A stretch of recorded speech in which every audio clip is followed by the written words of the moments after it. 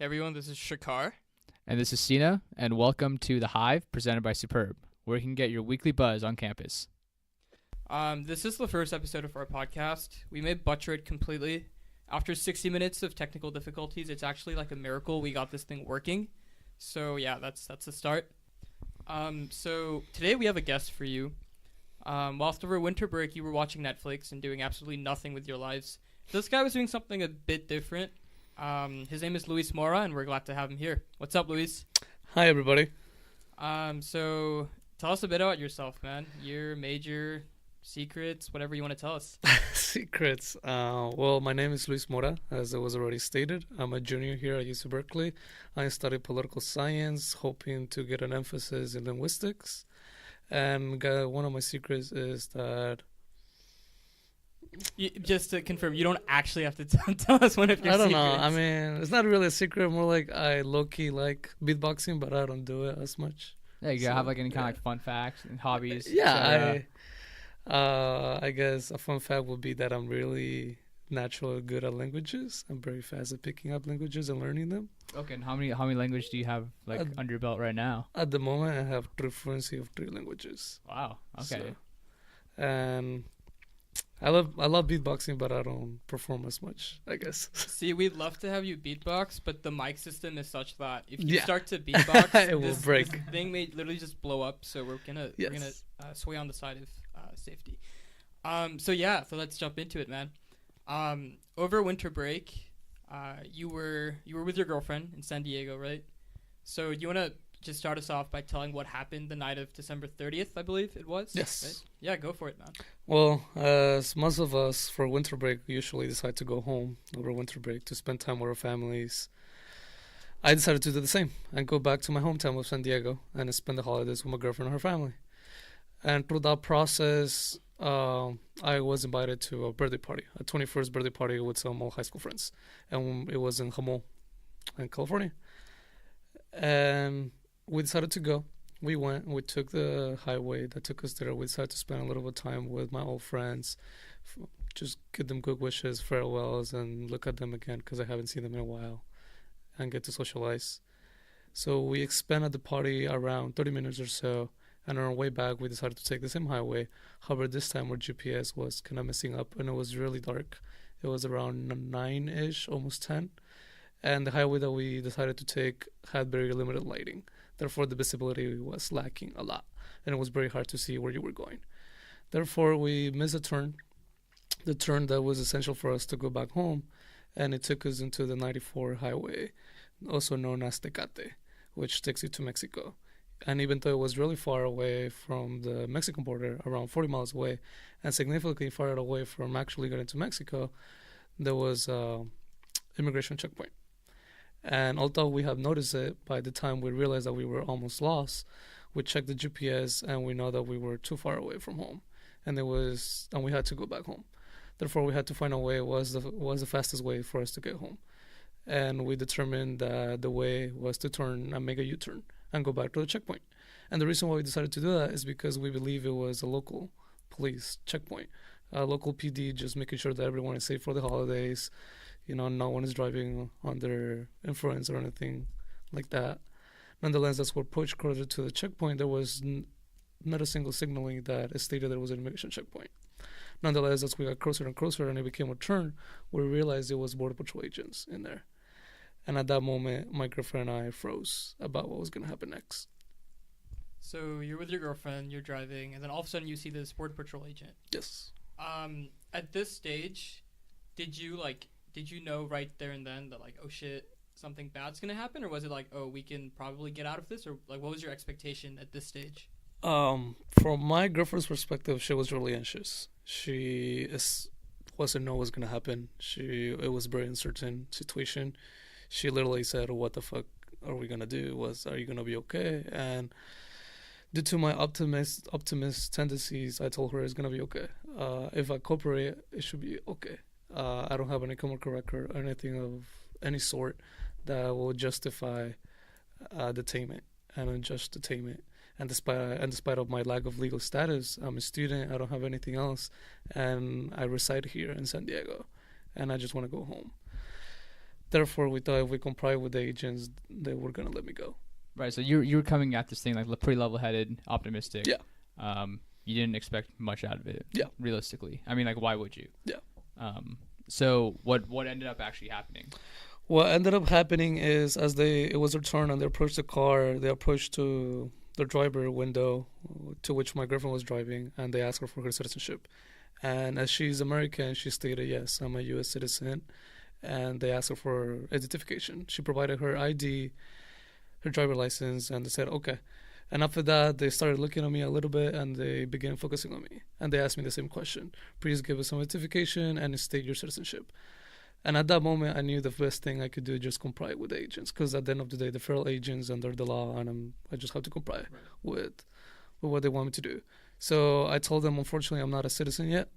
However, I'm an undocumented student at UC Berkeley, and through that, I provided them with my UC Berkeley campus ID alongside my license, which is provided under California state law, the AB60, which in essence provides not a legal status at all, but it just allows undocumented individuals within the country to be able to drive and have some sort of identification. And that's what I had. And on my identification specifically, it labels me as an unauthorized immigrant. So through that, they asked me, okay, so what are you doing here? Because they assumed that I was coming from Mexico, that in a way I had immigrated from Mexico. And I told them, no, my citizenship is from Colombia. Well, my nationality is from Colombia. And I'm here a student. And they were shocked. They were in disbelief that I had just naturally admitted my illegal status in the country, in addition to the fact that I was a student. They couldn't believe that. So they told me, we're just going to check your documents. Give us a minute or two. We'll go right here. We'll check it. And if you don't have anything, they literally stated, if you don't have anything in your record, you should be good to go. That's the exact quote from the agent that told me that. And then, they took a minute or two. And however, they came back with another agent and they told me, you do realize that you're here under an expired visa. And I told them, yes, therefore, that's why I'm undocumented. And he proceeded to say, okay, get out of the car, you're under arrest. Wow. Okay. So at this stage, you're supposed to be just, going back home with your girlfriend, chilling, have a nice evening in. But all of a sudden, you've essentially been stopped by these individuals. Yeah. Did you protest it? Like, did you try to argue with them, or was it more just like, okay, I'm coming with you? No, I comply. Since even before they asked me all the questions, I told my girlfriend, because she was very scared. She didn't know what was going to happen. And I told her the best thing is just to comply to them. Because it's worse if I lied to them, yes, I have citizenship, and then they ask me for documentation and there's no way I can prove that. Then I get into more trouble.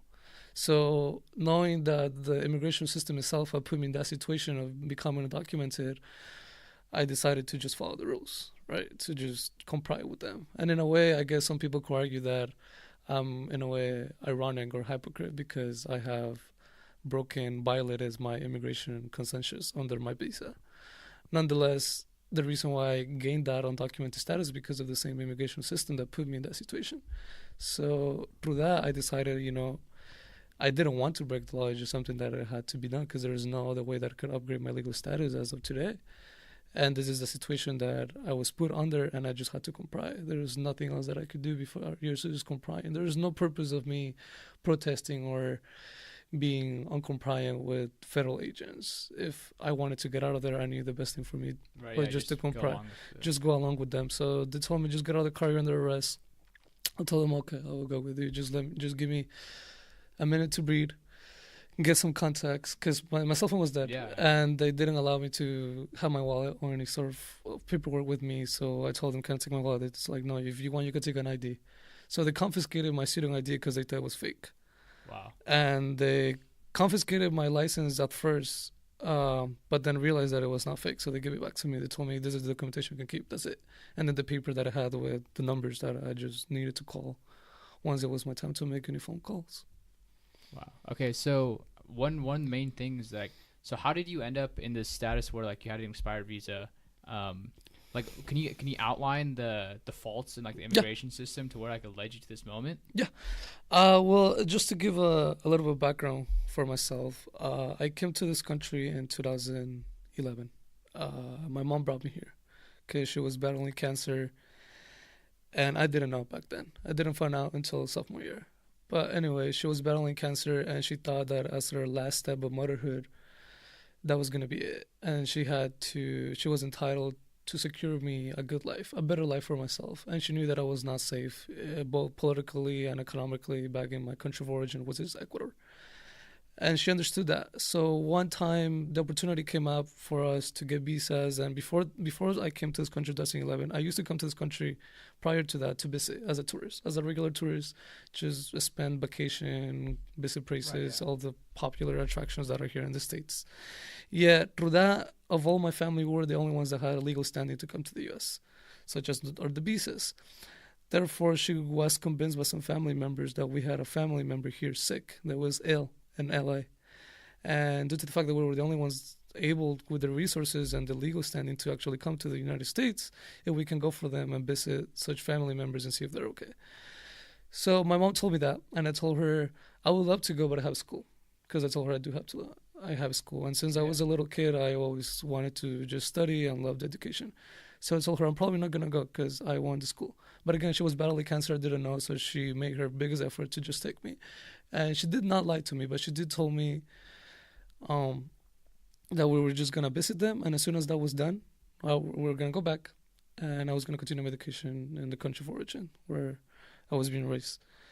Yeah, that was not the case. But again, she did not lie to me. So after 2 weeks, what happened is she took me to a middle school. And the administration, she took all the paperwork. And I knew a little bit what was happening, that she wanted me to enroll in school here.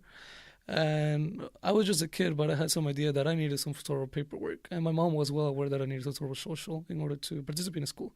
But again, she was convinced by the family member here, the informal family member that we had here in LA, that I can achieve a better life here, and just to do so and try it. So we did. We went to the middle school. She took me to the middle school. She gave all my documentation, which was just my passport, my visa, and my birth certificate. She gave it to the administration. The principal came out, and he said, yeah, you can study. And that was it. After that, I was enrolled, and later that day, I was... Pretty flawless process. Yeah, pretty flawless process. There was no any issues or anything. And after that, the same day, I was already buying supplies for school. And again, that's one of the biggest issues within the immigration, you know. I'm very grateful for the opportunity that the country gave me to study, and the opportunity that gave my mom to continue her life, because, you know, as a cancer survivor now, I still have her because this country is safer. But in a way, this represents the issues, the frauds that we have within the system, how someone with not legal standing besides just a tourist visa can actually go to school and continue to attend. And through that process, when I finally found out about she had cancer in high school and I was getting ready to apply for colleges, she briefed me about my situation. She told me, this is what, in a way, you really are. This is all the things you're able to do and all the things you're not able to do. In general, she briefed me about all my limitations, everything that I was not qualified for, such as attending any prestigious institution or just college in general and achieving higher institution.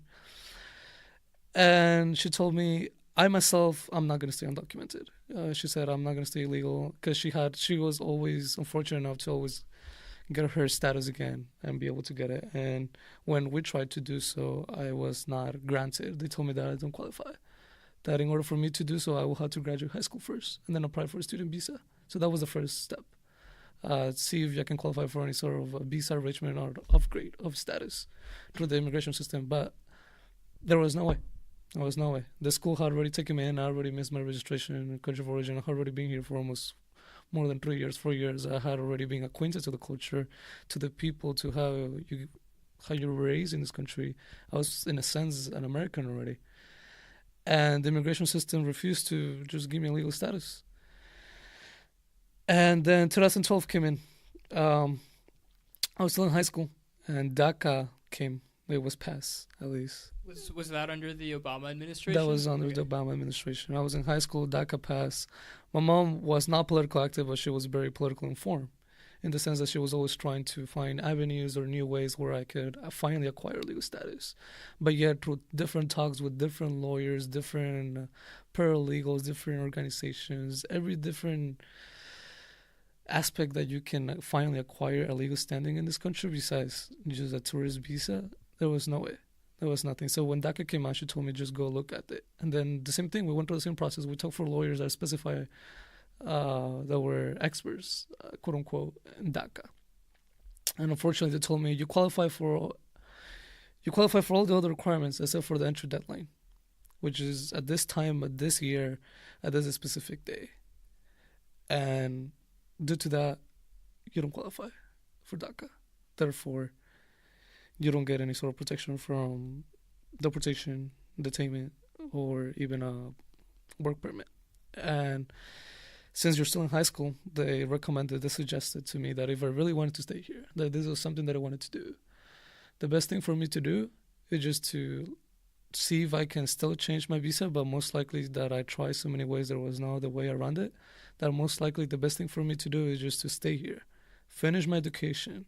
Because if I went back, I would have just wasted all these years that I have put in here, and just let my visa expire and become undocumented. That was the last step that I had. Just let it expire, become illegal in the country, and hope that one day there was going to be some sort of legislation that was, something will change. The legislation will acknowledge you and will give you the value that you deserve. That was all the lawyers told me. Every single lawyer. I talked to at least 4 of them that had just DACA. Just DACA alone, 4 of them. All of them told me the same thing. We went through the paperwork. We had to pay them still just to tell me that I don't qualify. And that's another issue of fraud, that there's lawyers and there's these organizations and system that abuse the immigrants. The immigrants that have a very limited resources in order to change their status or to just achieve a better life in this country, and yet they're being taken away from those very limited resources just to find that some of them don't even qualify for it. And that was where I made the choice that, again, I have already spent so much time in this country that I call home, despite of not having legal papers. That was very difficult for me to go back to a country that I barely know. To a country that, I was raised in for a few years, but I barely know anything besides the food.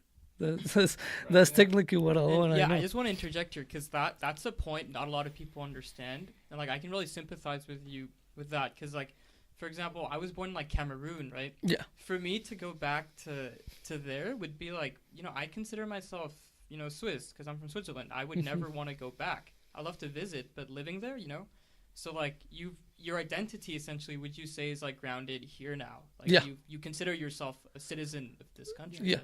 Like you're from LA, It's, yeah, right? I was raised in LA. That's your... Yeah. That's, I guess, in a sense, where my roots come from. I still acknowledge my Colombian roots and my Ecuadorian roots. Nonetheless, when it comes to self-identity of nationality, I do consider myself to be Colombian and American, not just American or Colombian, but both. Because I was born there. I have some cultural background of my roots, of my Colombian roots, but most essentially I was raised through my entire life in the States. And in a way, this is where I belong. Yeah. So coming back to this night, you've been Border Patrol has stopped you. Yeah. Describe the place where they took you next. Like, what did it look like? What was it? Were there other people there? If one word to describe this whole places or locations where they took me, just horrendous. Mostly because under Border Patrol custody, at least among immigrants, this is known as hielera, which translates to icebox. And the reason for that is because despite the fact that it's not an actual icebox, they have AC running 24/7. 24/7 AC running at 60 degrees. I'm estimating 60 degrees or lower. That's as they run it. And they take it to these facilities where they process you. They process you, they give you charges. They give you federal charges. And in my case, my federal charge was that I'm not American, that I'm not naturalized American, that I'm Colombian. One of these charges was that I was just Colombian. Wow. It was saying you're being charged because you're a national of Colombia. And I was like, how ridiculous is that you're being charged, you're being criminalized for being from other countries. And in a sense, that's how the immigration system that we have today does. That's what it does best, criminalize innocent people. And through these locations, they process you, they take your fingerprints, they charge you, they hold you there in the icebox, hoping that you waive your rights to counsel, that you waive your rights to a hearing, that you waive, in general, all your rights. Because despite the fact whether you're documented or undocumented, you still have a set of rights, and at least a right to trial, to defend yourself, to prove, at least to the judge or to the court, why you should be able to stay in this country. And the reason why the immigration takes you to this process, to the icebox, is because, again, they want you to waive the rights. And they have different methods of doing so. As I said before, these holy facilities are always running AC, and it's cold, right? You don't want to be there. No one really wants to be there. They're crowded. Thankfully, mine initially, the Border Patrol one, the first one, I believe it was in San Isidro and Chula Vista.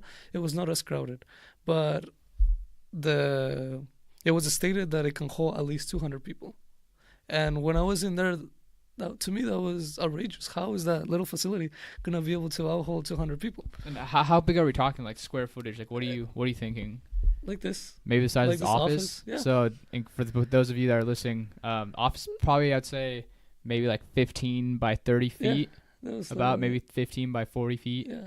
It's pretty small. Yeah, It's pretty small. in here. Yeah. It's pretty cozy. And it was, and well, Is it it was about 200 estimated. people? It was estimated that it can hold up 200 Up to people. 200 But people. but Wow. fortunately, it was only a good maybe 20 to 30 people that were there with me. So it was still quite a lot of people. And again, you're going through the circumstances that is 60 degrees or lower, and you're there. And the takeoff, you're not allowed to have any jackets, so they take that off. You can only have one shirt, and that's it. So you're only one shirt, and as a way to keep you warm, they give you an emergency blanket, which is not even a real blanket. It's just like those emergency blanket that perhaps you've seen in the movies that look just like oversized foil. That's it. And although they do work, in order for them to work efficiently, you have to cover your entire self. And they give you a mattress, like a very disgusting mattress that where you just lay yourself down and you can nap until you get called for fingerprints or interview or whatever else that you're being asked to do. And again, it's very horrendous to see that you're under these conditions and under this treatment. And again, the ICE agents, well, not the ICE agents in this case, the Border Patrol specifically, they want to make you more uncomfortable.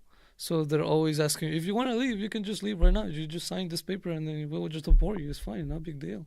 So it's also like a form of extortion. Like, Yeah, in a putting you way. in physical conditions, in a way.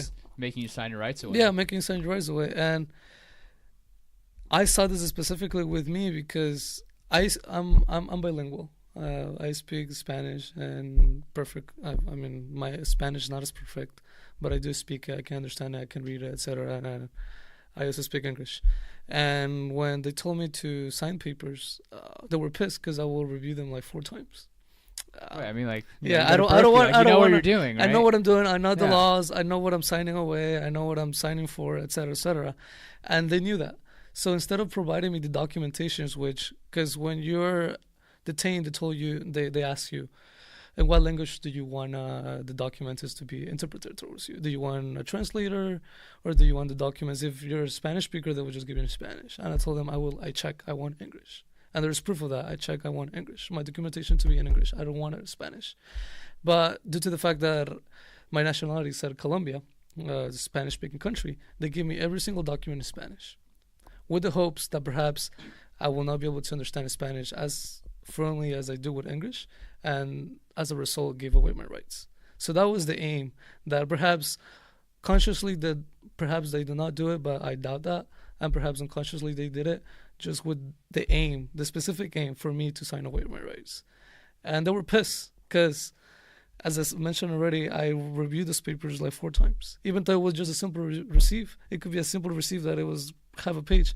I will review it like 3 times minimum, just so I will be certain that I at least, if you want to deport me, fine. If you want to put me in remote proceedings, that's okay, but at least give me the right to fight. That's all I wanted. So that's what I wanted to review. And they will always tell me, you need to sign this. You need to sign this or you're not going to leave. That's what they always tell you. If you want to leave, if you want to go to trial, you need to sign all these papers, like right now. If you don't sign them right now, you're not going to go anywhere. That's what they're always telling you. And through one of the papers specifically, there was a sentence that I did not like. It was a sentence that stated that I was aware of my deportation, my removal proceedings, in a way, aka my deportation. That I was aware of the process of my removal proceedings, and I told them I don't like that sentence. Therefore, I'm not going to sign it. And they were pissed. They're like, you need to sign it right now, or you're not going to go anywhere. They kept repeating the same thing. They're very repetitive. They're very unprofessional as well. And again, through the process, they're like, look, you're exotic. So, anyways, outside of that, they call you names a lot. What are we speaking here? Is this like a hey boy, or like how In a way, for Africans, Americans, they would do that, but due to the fact that this was really close to the border, it was mostly Mexicans, Mexican citizens, and through them, they will call them fuckface. fuckface, and they call me exotic all the time because my situation, I guess you could say, is kind of complicated. I was born in Colombia, but then I immigrated to Ecuador, where I was raised for a few times before immigrating here. And through that, they were like, "Oh, you're really exotic." They will always repeat, "Oh, look, the exotic is here. Oh, look, the exotic is back. Exotic, wake up." And they would literally talk. It wasn't even behind my backs. I was behind the counter, just like a normal table, and they would talk to the other agents and refer to me as exotic. And I wasn't the only one. There was another.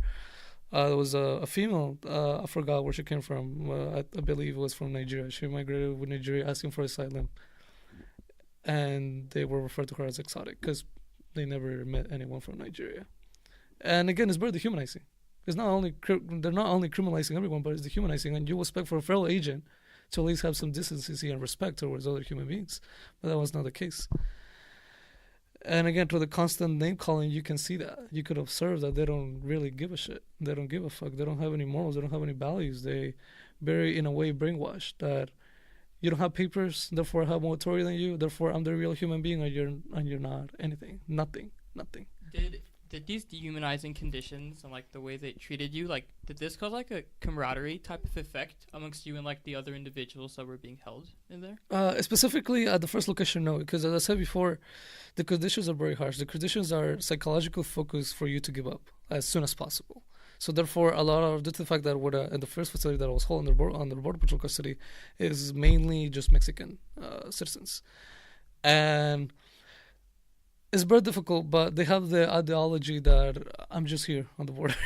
So I'm just going to say I wear my rights, they'll deport me, and I can just jump again. And that's a constant ideology that happens within the Mexican citizens that are detained.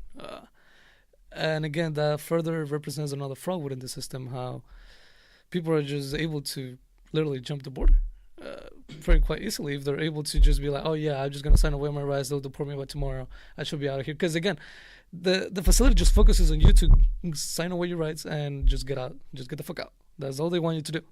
And if you're Mexican American, you're like, "Okay, I'm just going to do that. I just sign away my rights, they'll deport me by tomorrow or by later tonight because it's just across the border, and then I can just try again."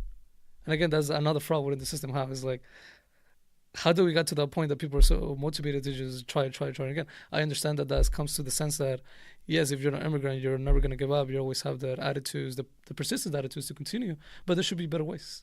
And as I mentioned before, the asylum seekers, another issue within the system is that, okay, if you're going to penalize something, fine. Do it with criminals, do it with people perhaps like myself that have violated the terms and conditions of their visas. But again, people within my population that we have just violated the terms, we have not entered the country legally, often we're not even detained. We're just giving removal proceedings in a court, and that's what I wanted. But anyways, to back off, to go back to the first point, is that a good majority of the people that are detained on these facilities, especially under ICE custody, are asylum seekers. Are people that are coming from disadvantaged countries due to political reasons or economic reasons or just persecution in general. And we oftentimes label ourselves as this country, as the United States, we label ourselves as the country of opportunity, the country of help. That if you need some sort of aid, you come to us and we'll be able to help you. That's how we have portrayed ourselves through generations, through decades. Since our founding fathers were instituted here, they were like, okay, this is the country of opportunity. This is where we're going to give you all this freedom, etc., and life, pursuit of happiness, etc., that is stated throughout the entire Constitution. And yet, when people like them, they literally go to the border. They don't even have false documents. They're not trying to jump the border. They're just walking the border alongside all the other people that have documentation.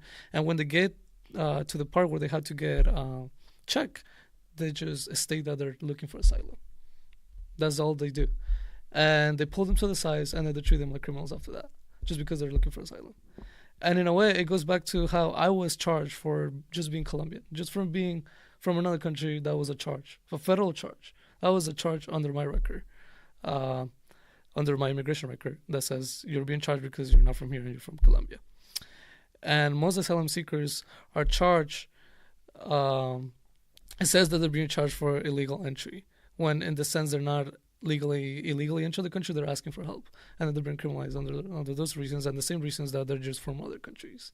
And again, that's kind of ridiculous in the sense that we have portrayed ourselves as the country of opportunity and that we're going to help you and we're going to help all these other countries. And yet you treat people like this, especially asylum seekers. Yeah, I think a lot of that comes from like we just kind of put on this facade Yeah. that it's like a huge thing nowadays is like we push towards like America being number one, and like how can you be number one if you're not compassionate and empathetic for other people? So we have to as a populace like just end up doing that. But the reality of it and your reality of it is that it's sometimes just not the case. Mm-hmm. So, how long were you at Border Patrol for? I was a Border Patrol custody under 4 days until I was finally transferred to ICE custody. And as I already stated, the first facility was just the first one. That was just half a day in that Border Patrol custody. And when they finally transferred me to the other Border Patrol custody, a bigger facility, where it was just literally just asylum seekers. I was the only one that I had my visa expire. I was the only one that I had to stay here longer than I was supposed to. Everyone else was asylum seekers coming from countries where they are being prosecuted just for who they are. Specifically, I met 2 individuals, kids, 19. They were fleeing their country that is not even recognized as a country. Well, they're not even recognized as citizens despite the fact that they were born there. I met a lot of people from Somalia. A lot of people from Somalia that they're just running away from the country that are being persecuted because of the color of the skin, where that's the majority of them. They're essentially refugees. Yeah, they're pretty much, in a sense, refugees, and they're being criminalized, and they're giving all these charges, and they're being put in these conditions. And despite the fact, after you're done with the icebox, and somehow you made it into this other facility where, apparently, according to the agents, this is the facility where you wait, where you have to wait, you must wait before you're given trial. Well, before you're given to ICE custody, and then before you're given trial.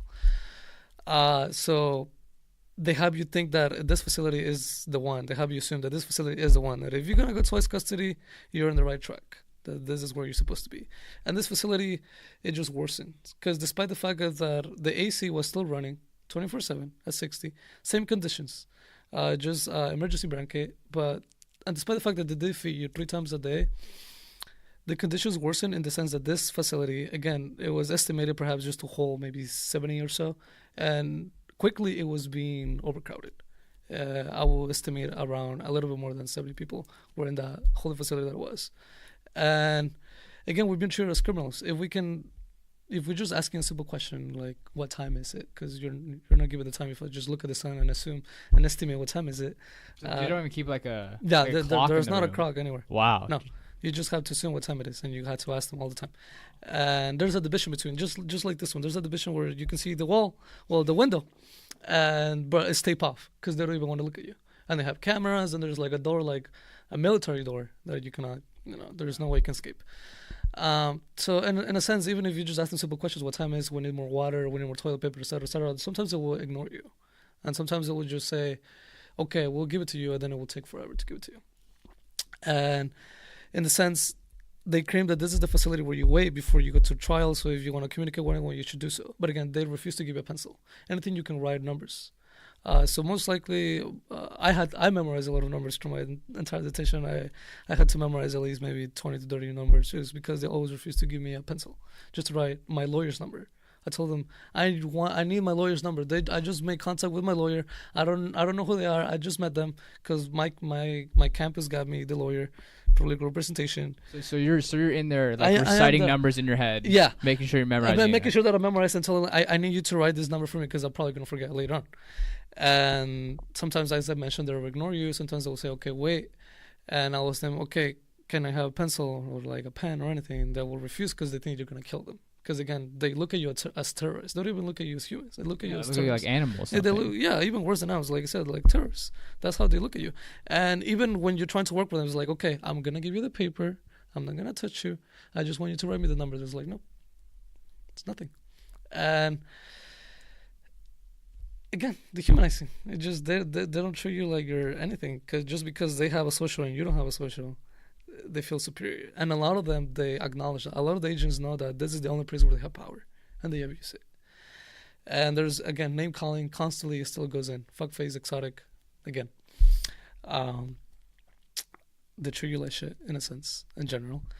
And again, as I mentioned, the conditions worsen because now you're giving limited food, which is just, it's not nutritional at all. They claim to be that it's nutritional, but it's not. They give you a Capri Sun, prepackaged burrito, and crackers, and sometimes they will upgrade to applesauce.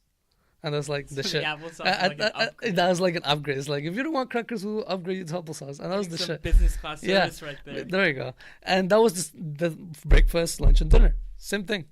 Same fucking thing. And then if you wanted to shower, they will wake you up at 3 a.m. If you didn't wake up, well, too bad for you. And if you woke up, you had, there's like 60 people, and there's only 2 toilets and 2 showers.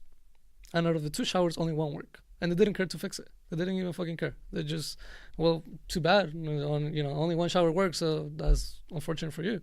So again, they will wake you up at 3 a.m. if you wanted to shower. The showers were barely any running, working warm water. It was mostly cold. And since there were so many people, you had to wait in line. And instead of soap, they would give you like, it looked like detergent, at least to me. And they would give you like a little cup. So pretty much it looked like a shot of detergent. That's how it looked like. And that's what you were giving in order to shower, to bathe yourself. And as a towel, you were not even given a proper towel. You were just giving, like the bounty hunter that you see, like an oversized bounty hunter things, like a kitchen. That's pretty much it. What you were giving in order to dry yourself after you were done with the shower. And despite the fact that they came often to clean at least once a day, they never touched the bathrooms. The bathrooms were disgusting. For those reasons, I didn't shower for 4 days. One days when I finally wanted to shower, I was like, okay, this is enough. I'm probably not gonna get out of here. I'm just gonna shower. I didn't wake up. I just couldn't wake up. It's 3 a.m. Your excuse. Yeah, I mean, I suppose. But and again, they just keep dehumanizing you constantly and constantly and constantly. And now, aside of the name calling, now we have the sarcastic attitudes of the agents, again, just treating you like you're not even a person. You're just an object. And I saw this specifically because, again, I just kept asking just normal questions like, can you please tell me what time it is? And one day when I asked specifically what time it was, because I needed to know the time in order to know where I can call my lawyer or not, the agent proceeded to say, it's time for you to go home. Very sarcastic comments. That in a sense, to some people, it might not be, you might be calling me, oh, you're too sensitive, you're too emotional. But when you're under these circumstances, you're under these situations that you don't know what the fuck is going to happen. You don't know what the fuck is going to be next. You don't know what the fuck, if they're going to come at night and kill you, or I don't know if they're going to come here and violate you for other reasons. You don't know if anyone in there is going to do a harm to you. Like, despite the fact that a lot of them are asylum seekers, you don't know anyone. So it's almost like a prison cell that you have to find who you can trust, who you can talk to, who you can resonate with, and who you can make as your group of defense if anything was to happen within the facility outside of the agents. And when he stated that, I told him, you can release me because this is my home. Technically, I don't have legal papers. I'm from here. At the moment, I only had my license. And he's like, "No, you don't deserve to be here. You're not American." And then I started thinking, what does America mean to you? Because So you engage them in conversation. Yeah, I engage in conversation quite often because I told them I don't deserve to be here. I understand perhaps I violated an immigration statute, but that doesn't have to be anything with a specific constitutional law. It's just an immigration statute that perhaps I did violate it, but I deserve my right to trial. I don't deserve to be under these conditions, and no one in this facility. They're asylum seekers. At the end of the day, I told them, if you want to punish someone, fine, punish me because I did violate a statute, but don't punish all these asylum seekers. All of them, all the people that are in that facility were asylum seekers. Not a single of them jumped the border. All of them turned themselves in, and yet they've been criminalized.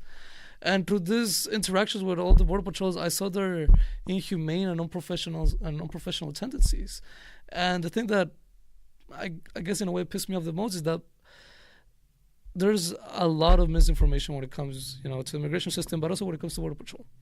A good majority of the border patrol agents are Mexican Americans, are Latinos. Yeah, I didn't know that. Are immigrants, it's pretty surprising. is immigrants themselves that through either service or through amnesty or through, again, change migration, as we like to frame it now, in other ways, just as sponsorship for families, they were finally able, unfortunately, to become legal citizens. And now, legal residents and then citizens. And those specific people are the ones that dehumanize you the most. The Americans themselves, the Caucasian people, the people that were actually, technically all of us are Native Americans. Well, I mean, none of us are actually Americans. All of us are immigrants to this country, unless you're Native American. But in a sense, the people that had not a single background or related with any sort of ethnicity besides Caucasian, they were the ones that were giving a little more respect towards you as a human. Those people were the ones that, even after the other agents will refuse to help you, there were at least a very small few that will help you. And those specific agents were Caucasian. They were, I guess, white. Those people that were white, they will help you the most. They will acknowledge your situation and be like, okay, we understand that you're here for reasons, maybe for asylum, maybe for this, but we're not gonna treat you like shit. We're still gonna give you like, you're just gonna have to wait. That's what it is. But then the other, specifically the Latino ones, the immigrants themselves, and all of us, they were the ones that treated us the worst.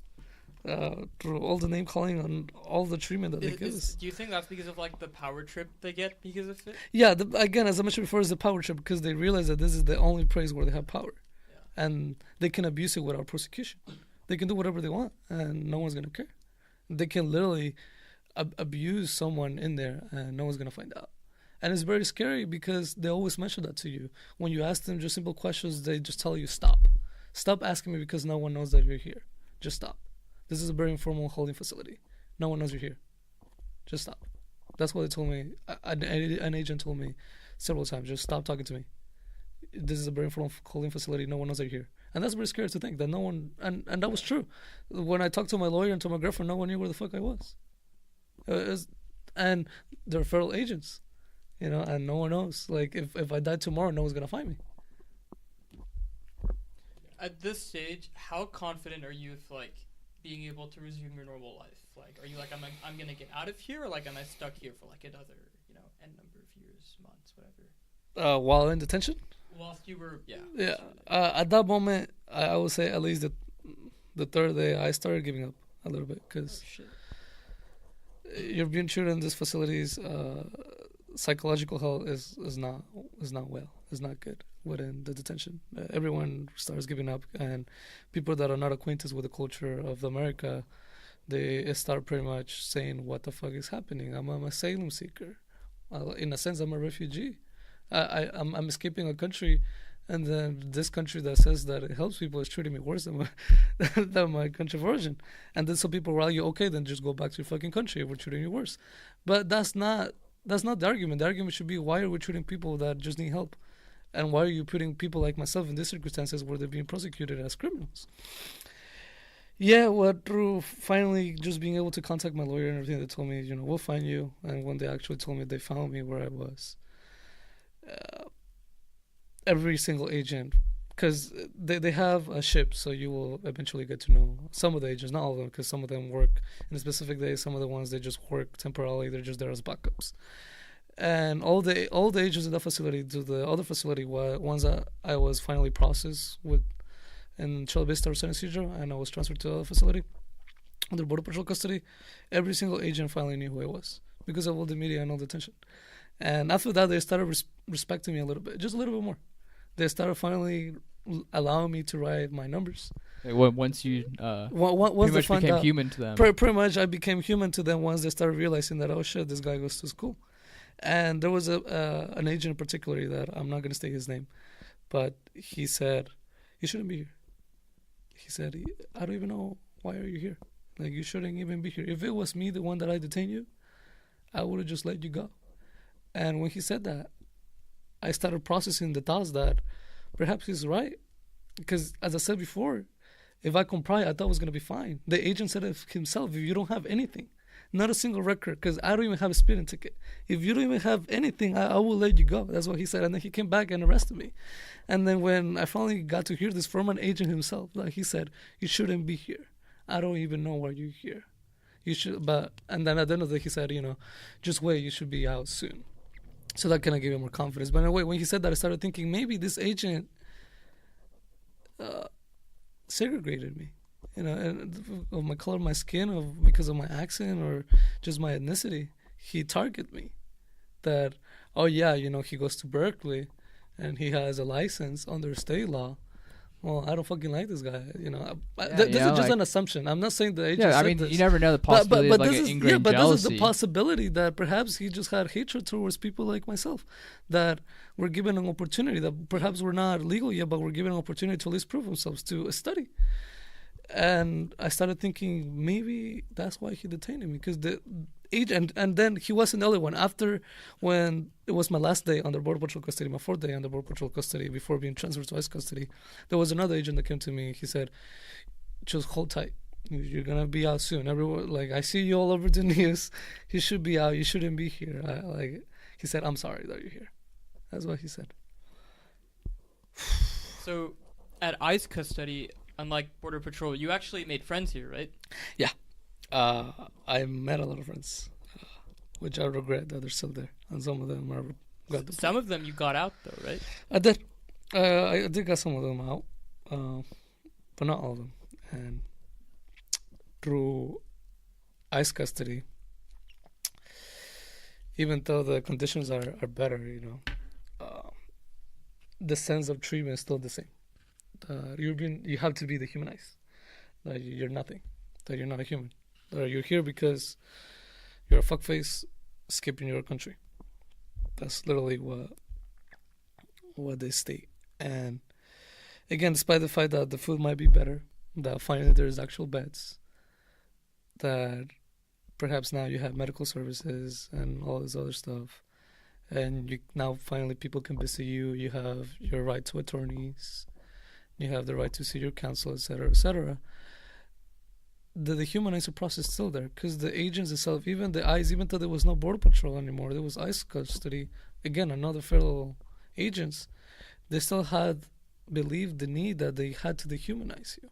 And not just me, everyone in that facility, that they had to treat you as you were nothing but an object. That it was your fault that you decided to make this, that, look, we're trying to help you, but, this is just how it works. And again, that's sad to think that that's how the process works. As I mentioned already, if you're going to penalize something, fine. Do it with undocumented criminals and do it with people that perhaps like me have violated some statutes. That's I wouldn't say okay, but that's, I guess, reasonable, quote unquote. But not criminalize asylum seekers. Majority of the people that I met, they were asylum seekers. Again, just escaping their country of persecution and escaping from the countries. And again, the ICE agents felt the need that they still had to dehumanize you. Just tell you that you don't have any rights, that, now you're under the mercy of us, and that you're just going to have to wait, and this is where you're going to be. And again, due to the charges that they put you onto your immigration record, now they justify that you're a criminal.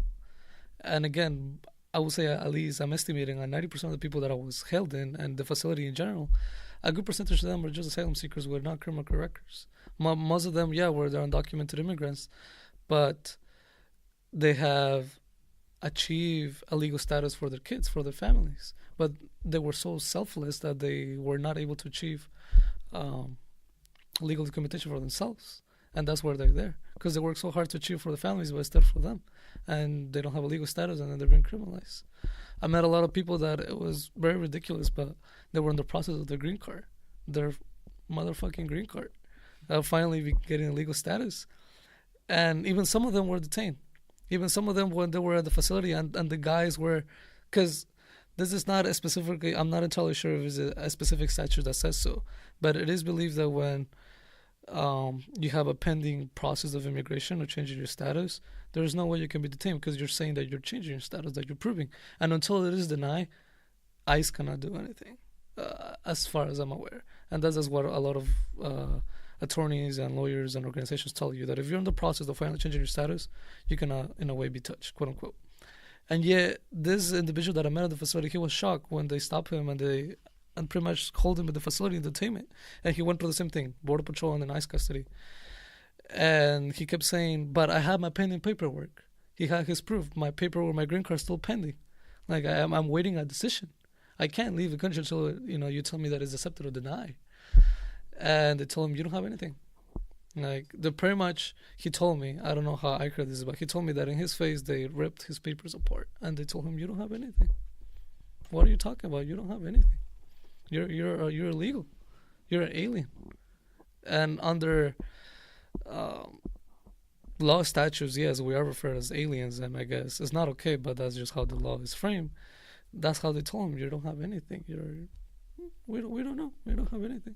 You just here illegally. That's what application? We don't see anything. You don't have anything. throughout all this process, how happy would you say you were with like the University of California's response to what happened, and like how do you think it can be changed to better accommodate stuff? So before we go into that one, maybe outline what was the university's response, and then touch on what you think maybe improve or etc.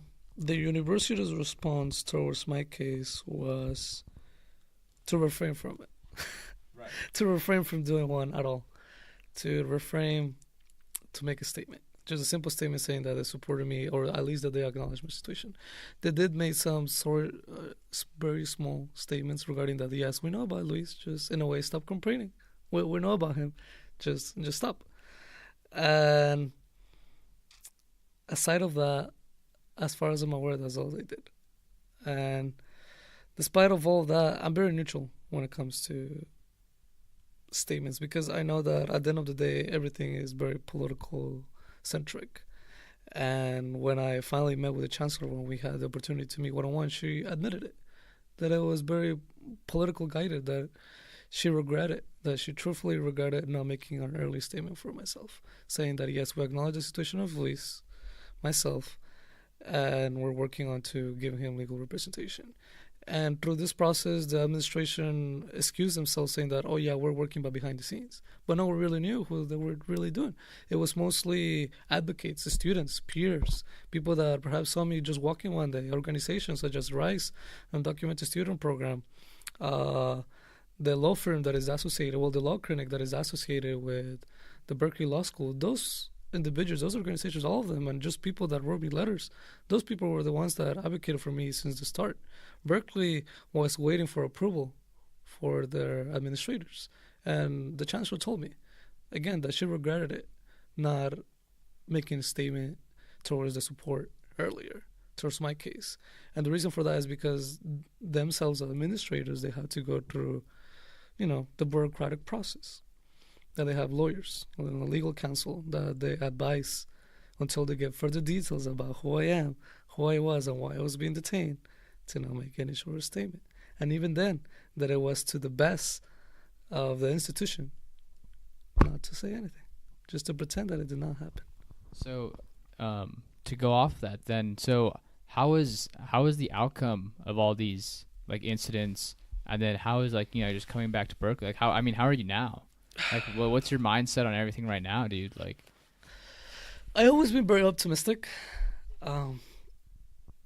since I was little, and even today, I'm very optimistic. I'm very hopeful that it's kind of sad in a way that it took this entire process. It took my unlawful detainment and the rise of so many people, and for me to go through this, I wouldn't say, in a way they were traumatic, not as much as of today, but through these traumatic experiences, for me to finally able, after almost 10 years, to finally just apply for legal citizenship.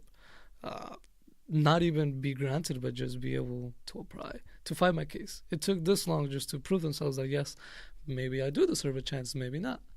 And then again, that's pretty saddening to observe that that's how the immigration system works.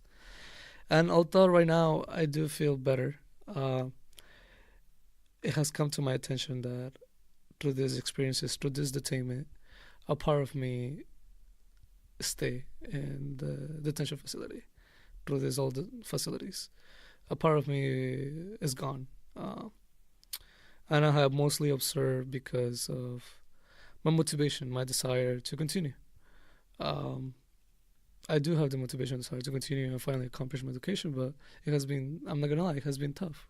It's difficult knowing, and at first it was very difficult in the sense that I was out, but I met all these wonderful people, kids, 19, my age, and elderly people, very elderly, at least 60 and 70, that have been there almost for a year, and they have U.S. citizens, kids that are U.S. citizens, and ICE still says they claim that they protect the citizens, that they protect the U.S. citizens.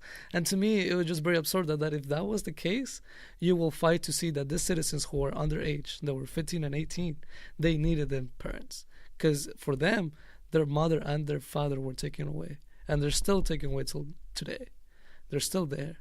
And at first, you grow, out of the facility, you grow the mindset of a routine. because there is bail routine. You don't have any rights. You don't have anything under detention.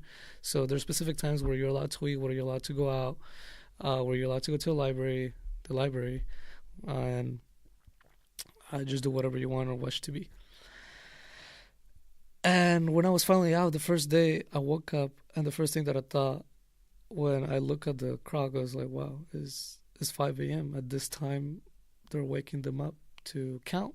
And that was an attitude that carried out for at least 3 weeks that I could not get away from. It's like, it's 12, oh, it's time for your lunch. It's 6:30, perhaps they're making a line to your dinner. It's Saturday. Saturday is soccer day. It's Thursday at noon. It's time to go to the library. And it was almost just like treating you like cattle. Yeah, it's in a way, yeah. Right? Yeah. And come it was in at night, open at a certain time. Yeah. Yeah, and it was very difficult to just get away from those tendencies and those attitudes. And as I said, once I finally got out after nearly 3 weeks of detainment, I felt that I betrayed my people in the way that I got out, but not them. Because as I said, if they were going to detain someone, I guess detain me because I did violate my immigration status. But don't detain all the people in there that are asylum seekers, their fathers.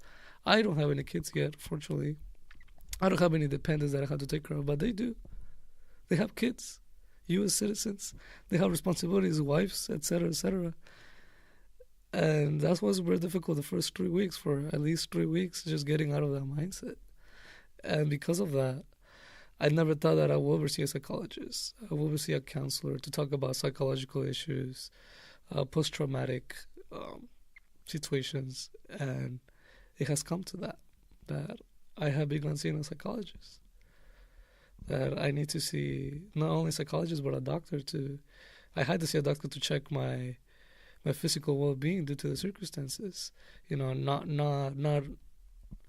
whether I got some sort of disease or anything from that, and my dental health, and even my psychological health, because of all the treatment that you're just constantly being dehumanized.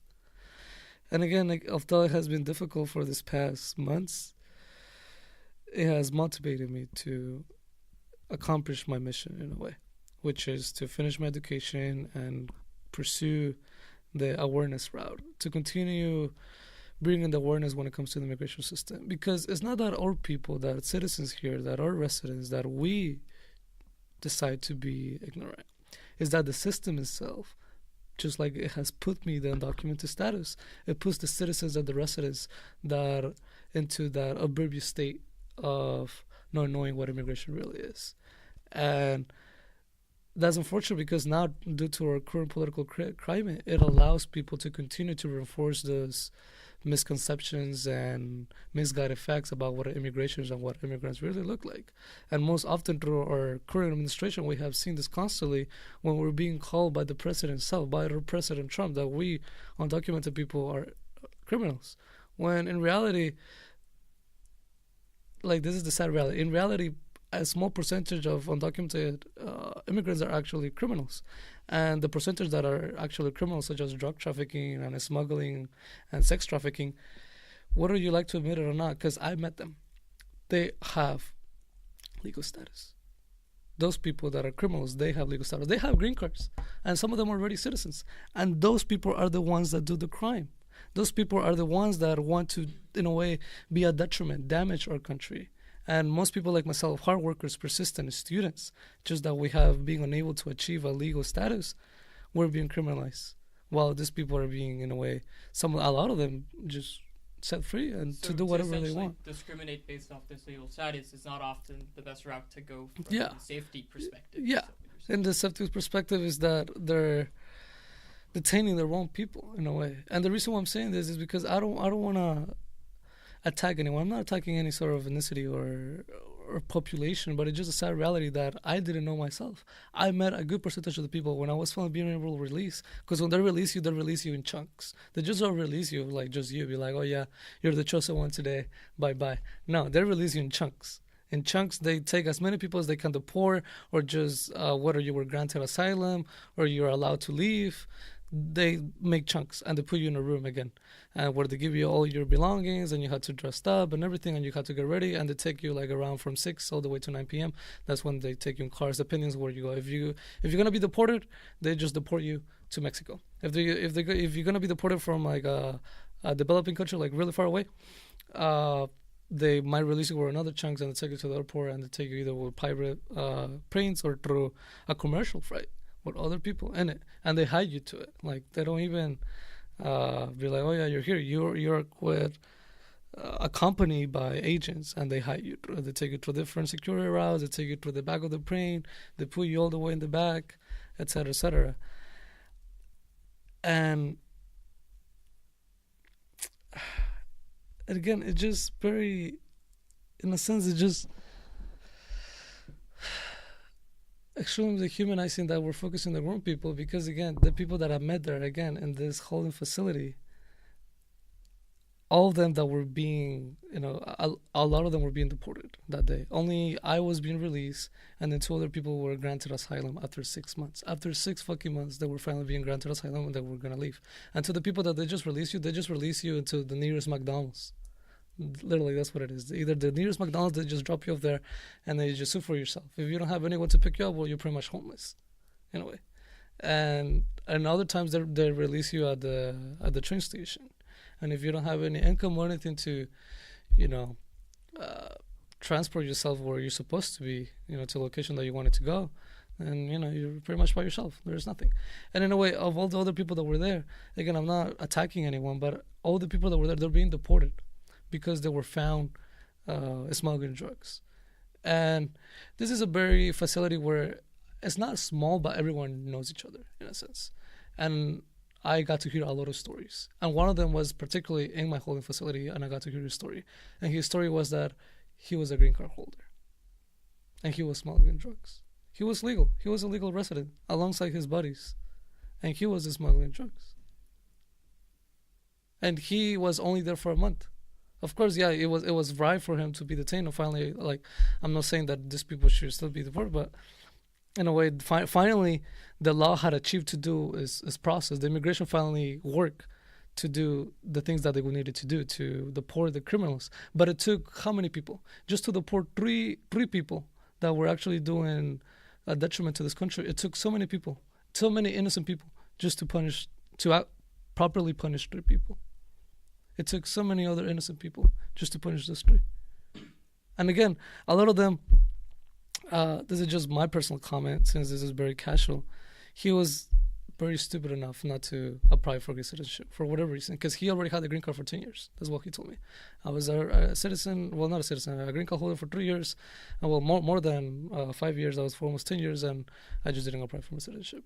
And he's just the case that I guess got unlucky because he got caught, and the law finally actually applied, and then he got deported along with his friends, etc., etc. But then there's other people that are not in a way that stupid that they actually upgrade to their citizenship, and then they're the ones committing the crimes, and then they're set free. And then undocumented immigrants like us, that we consider ourselves Americans because we have continued to fight for the same values that this country fought since independence, which is freedom, pursuit of happiness, and liberty.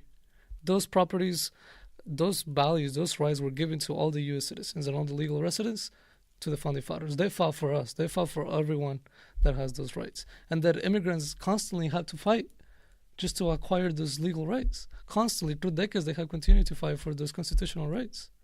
And then they're being criminalized for doing so. If that's not being an American, I don't know what else it is. So you're here now. You're back home, man. You're safe. I think we should wrap things up. Do you have a message you want to send out to individuals that may be in your situation or that may be facing similar charges? Something to kind of end on. Oh, this is a question that I'm always asked. I truly don't know how to answer properly, but I mean, you don't have to give anything too crazy. Just like no. I made a statement before, and the statement that I have continuously made is that if you're going through the same situations as I went through, or you're currently in the same situation that I am today, or were prior to this, just don't give up hope. I know it's very cliche, is very lame. However, stay strong. Just know that despite of all the hatred, perhaps the segregation, the discrimination that we currently face and we constantly face on a daily basis, just know that there's still people there willing to have the courage and the bravery to advocate for you. Those people that are going to grant you your right to just at least defend yourself and prove that you deserve to be in this country that you call home. And as such, again, don't give up. Because those people are going to grant you the opportunity to just prove yourself. The opportunity that our government has not given us, but the people give it to us. Not the government, the people. And that's what they did for me. The people that advocated for me, whether it was student organizations, in a way, the media, campus organizations, the student government, etc., peers, mentors, friends, etc., etc. All those people were the ones that have finally, after almost 10 years of being in this country, have finally allocated me just a chance to prove myself. And to me, that's enough. That's more than enough. Finally, I have a saying in what I want to do. Finally, I have a saying to just say, yes, I consider myself an American for these reasons. Not to live in the shadows. And if you're currently living in the shadows, just know that I was there before, and don't continue. Get out of the shadows. Just know that despite of all the discrimination, there's people out there willing to support you, and perhaps not even support you, but just understand.